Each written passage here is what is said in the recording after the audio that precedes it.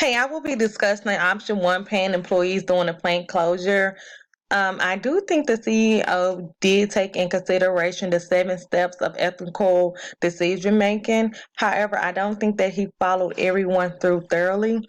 I do think that he thought about the employees that were being infected and what position they would be in, being without a job and being without pay, and also being without insurance. I think he did put them first in making this decision. I think it was a good ethical decision that he made, and he knew that there wouldn't be any backlash from his decision of paying his employees in an ethical standpoint.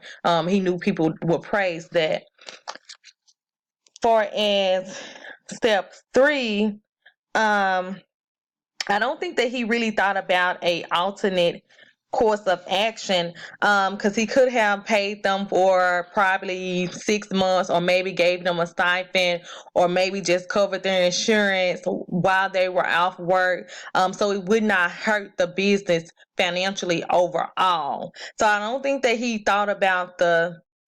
didn't think about all the stakeholders, which is the company itself. I don't think that he thought about that thoroughly, to be able to sustain that type of loss without making money.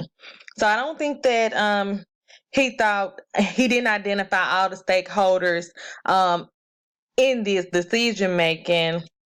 I don't think he understood like how it will affect the business in the long run. The plant event he end up eventually losing the plant because of this decision. Although it was a good ethical decision for his paying the employees and having people praise him for that good ethical decision that he was making. Um, I think that employing moral imagination to understand alternativeness, I think that he did that, considering how others will judge his decision. I think he did make that in consideration. He made the Time magazine, and people praised him for all over for this decision making, for making that decision. So I think that he thought that through.